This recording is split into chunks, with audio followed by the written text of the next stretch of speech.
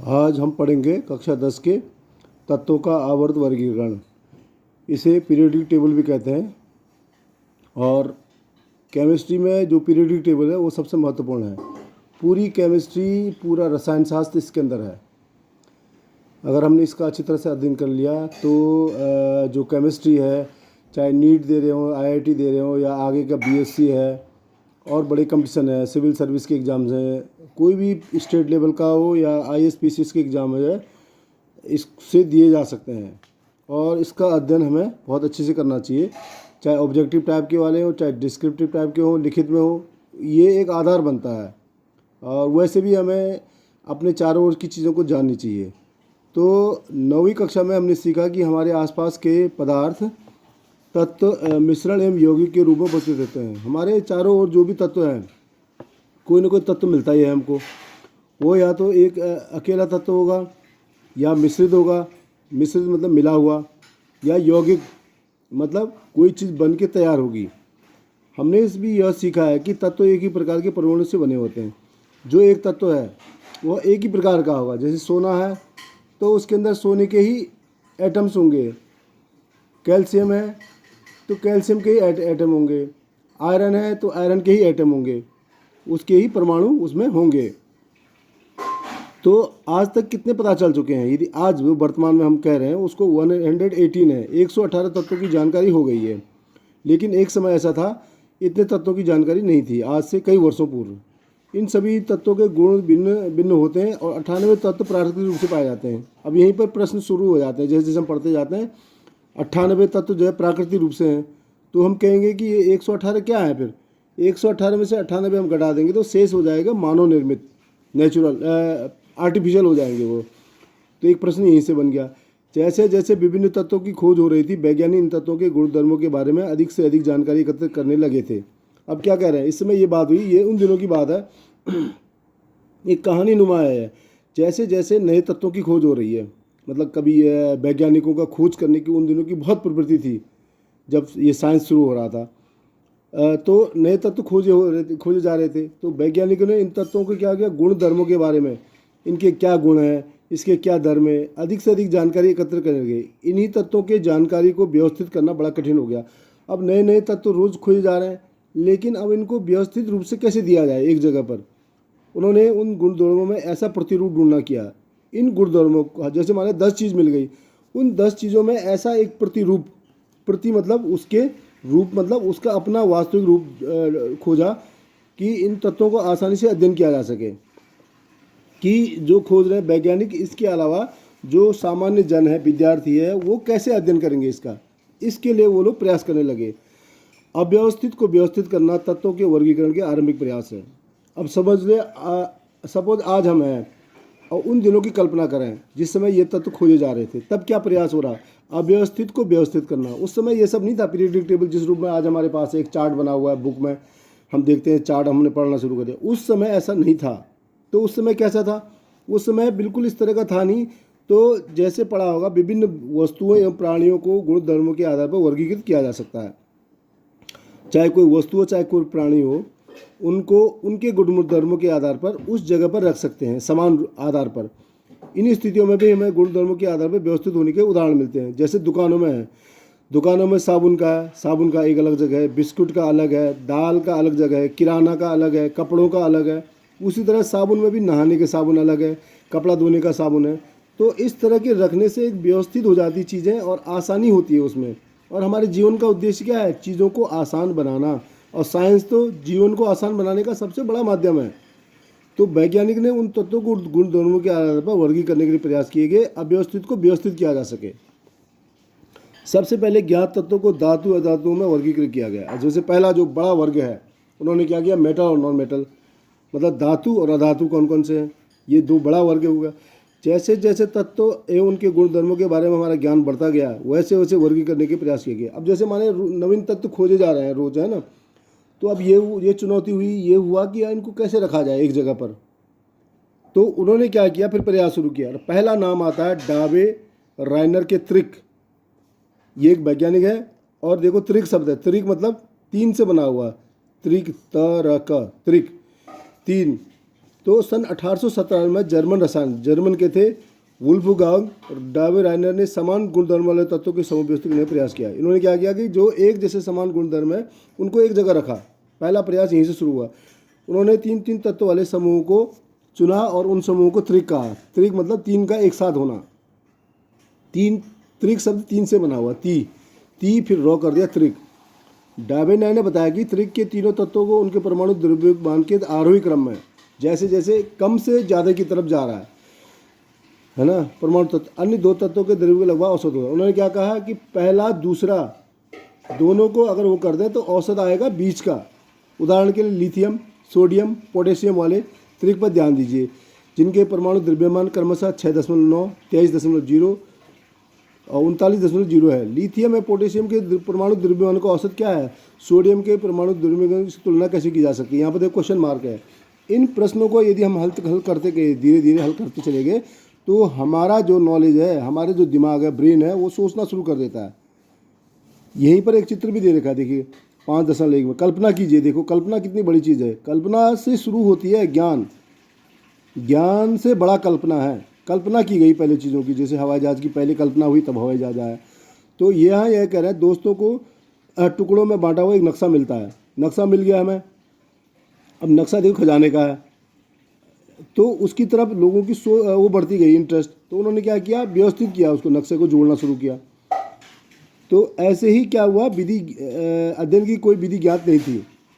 तत्व ज्ञात तो थे, तत्व की परिचित हो रहे थे, लेकिन हमें एक व्यवस्थित क्रम मालूम नहीं था। अब 5.1 में क्या दे रखा है, समूह ए, समूह बी और समूह सी, तीन समूह यहाँ दिए हैं, तीन तीन के, क्योंकि त्रिक का पढ़ाया जा रहा है, त्रिक के बारे में, डावे राइनर के।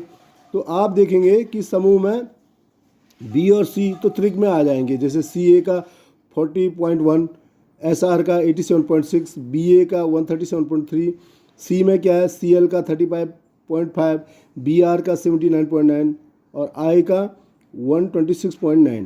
तो डावेनर उस समय ज्ञात तत्वों में से केवल त्रिक ही ज्ञात, तीन ही त्रिक ज्ञात कर सके। उस समय के जितने भी ज्ञात थे 56 जो उस समय थे, उसमें से वह केवल दो ही समूह में, तीन समूह का हो गया 9 तत्वों के बारे में जानकारी, शेष के बारे में जानकारी नहीं कर सके।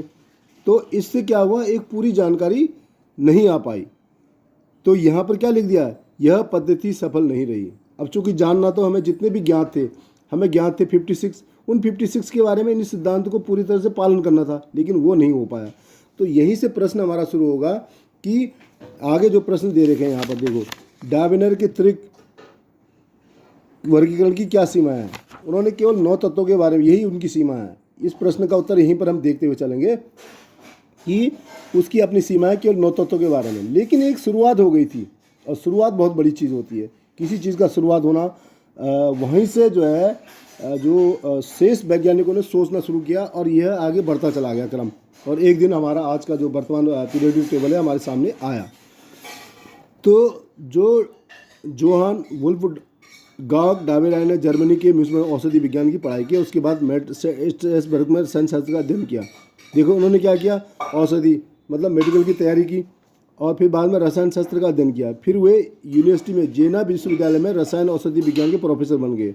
ये भी मैं इसलिए पढ़ रहा हूँ कि ये चीज़ हमें जानना चाहिए कि वो एक टीचर भी थे, प्रोफेसर थे, पढ़ाते भी थे। उन्होंने सबसे पहले प्लेटिनम को उत्प्रेरक रूप में पहचाना। देखो प्लेटिनम को उन्होंने पहचान लिया था कि ये उत्प्रेरक तत्व है, और समान तरीके की खोज की थी, और आवर्त सारणी का विकास हुआ। आवर्त सारणी की शुरुआत उन्होंने रखी, नींव रखी, और वह आज जाके वर्तमान हमारे सामने है। तो इसी प्रकार जो दूसरा नाम आया वैज्ञानिक, न्यूलैंड्स का अष्टक सिद्धांत। देखो त्रिक था, अष्टक, अष्ट माने 8 का सिद्धांत आ गया। तो डावे राइनर के प्रयासों के दूसरे वैज्ञानिकों ने उनका जो प्रोत्साहित हुए कि अरे ये इस प्रकार से अगर हम आगे चलें और मिलाते चलें, इसमें मेहनत किया जाए, कोशिश किया जाए, तो यह ऐसा क्रम बन सकता है।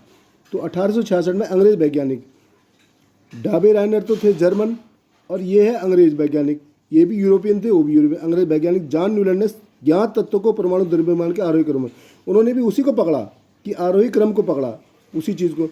और सबसे पहले कम परमाणु द्रव्यमान वाले हाइड्रोजन शुरू किया, 56वें तक थोरियम पर समाप्त हुआ। देखिए अब ये मामला कहाँ तक पहुँचा, 56वें। अभी तक हमने 9 की जानकारी हुई, अब ये 56 तक पहुँचा। तो उन्होंने ये पाया, करते करते उन्होंने पाया आठवां तत्व का गुणधर्म पहले तत्व के गुणधर्म के जैसे है।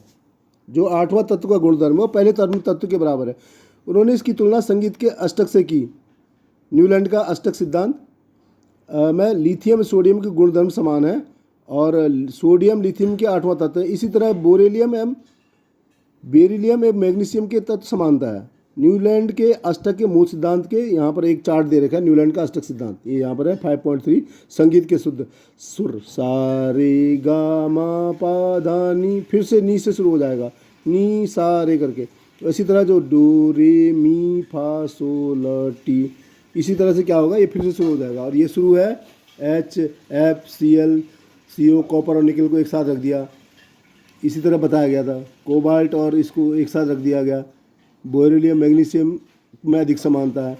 तो संगीत के जो 7 सुर है भारतीय संगीत प्रणाली और पाश्चात्य संगीत प्रणाली में, इस तरह से ये ऊपर दे रखा है और इनको बार बार दोहराए जाते हैं। तो यहाँ भी ये जो अष्टक सिद्धांत है बहुत कुछ इसी सिद्धांत पर आधारित है। ऐसा देखा गया कि अष्टक का सिद्धांत केवल कैल्शियम में लागू होता है।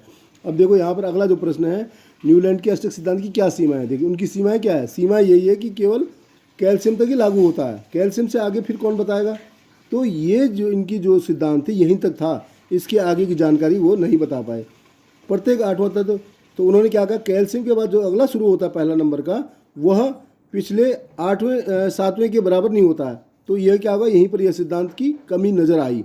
न्यूलैंड ने कल्पना की। उन्होंने क्या कल्पना किया, उन्होंने ये कल्पना करके देखो, पहले यहाँ फिर आ गया कल्पना किया कि केवल 56 तत्व ही विद्यमान है, जबकि अब 118 हो गया, 118 हो गया। तो जब 56 ही मान के चले तो शेष हमारा पीरियड टेबल फिर अधूरा हो गया। लेकिन बाद में कोई न तो पाए गए और वो अष्टक सिद्धांत से मेल नहीं खाए। जैसे फिर खोजते, उन दिनों खोज बहुत तेज चल रहा था, तो जैसे नया खोजा अष्टक से मेल नहीं खाया। तो इसकी यहीं पर सीमा होगी कि इतनी ही यह बात कह पाता, आगे की नहीं कह पाता। अपनी सारणी में इन तत्वों को संबंधित करने के लिए न्यूटन ने 2 तत्वों को एक साथ रखा और अपनी बात को रखने के लिए एक तत्व रखना चाहिए था, लेकिन एक साथ 2 भी रख दिया और ये असमान तत्वों को एक साथ रख दिया। क्या 5 पॉइंट्स में ढूंढ सकते हैं। ध्यान दीजिए, कोबाल्ट और निकल एक साथ है, इन्हें एक साथ रख दिया। फ्लोरीन, क्लोरीन, ब्रोमीन, यद्यपि इनके गुणधर्म उन दोनों तत्वों से भिन्न है। आयरन है कोबाल्ट निकेल से दूर रखा गया, जबकि इनमें एक समानता होती है, आयरन में, कोबाल्ट में, निकेल में। तो समान होते हुए भी दूर रख दिया। इस प्रकार न्यूलैंड का सिद्धांत केवल हल्के तत्वों के लिए ठीक हो पाया। तो जब इनको देखा गया, जब इनकी जांच की गई कि जो हल्के तत्व है उन्हीं तक अष्टक सिद्धांत परिभाषित कर पाया या उनको बता पाया या उनको समझा पाया या उनके सफल रहा।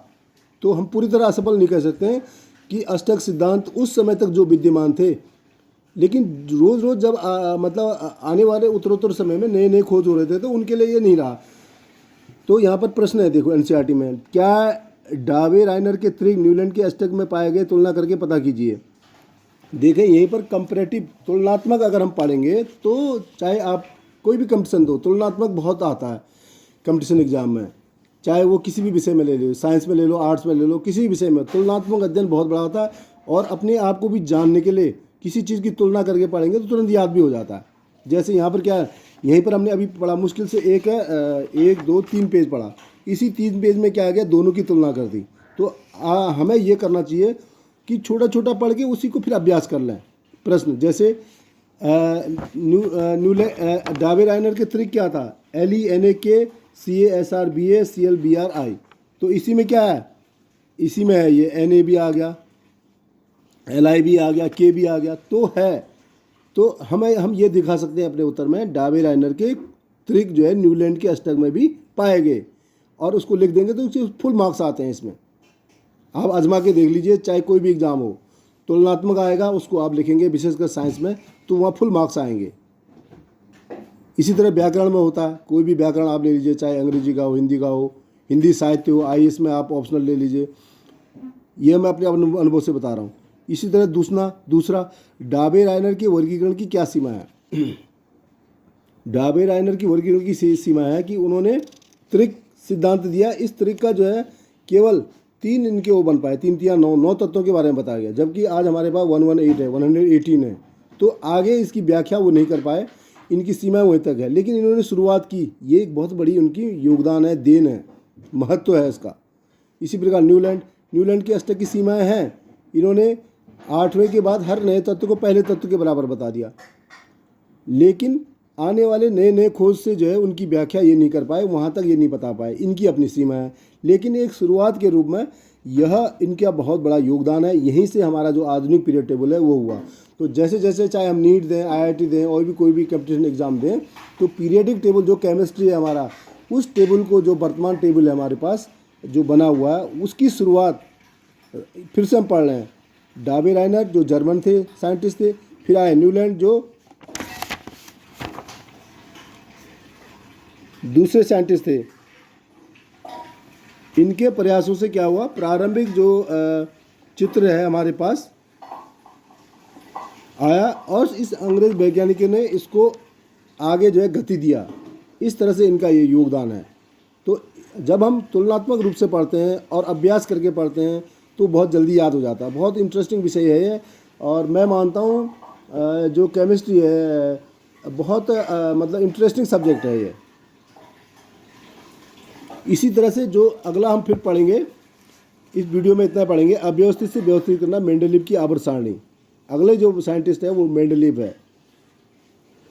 तो आज हम इतना ही पढ़ेंगे कि किस तरह से दो वैज्ञानिकों ने अपनी प्रारंभिक जानकारी से इसको तुलनात्मक अध्ययन करके अगर हम पढ़ेंगे तो ये जो पीरियोडिक टेबल है हमें, क्योंकि इसका मेन क्या था, इस अब तक का जो डाबे राइनर और न्यूलैंड का था, उन्होंने क्या किया, कम द्रव्यमान से अधिक द्रव्यमान और आरोही क्रम में और उनके गुणधर्म समान के आधार पर, और यही बाद में भी अपनाया गया। लेकिन उनका अपना उन्होंने बहुत विस्तृत अध्ययन करके इसको किया। तो इस तरह से जो है ये हम पढ़ के इसको बहुत अच्छे से कर सकते हैं। धन्यवाद, थैंक यू।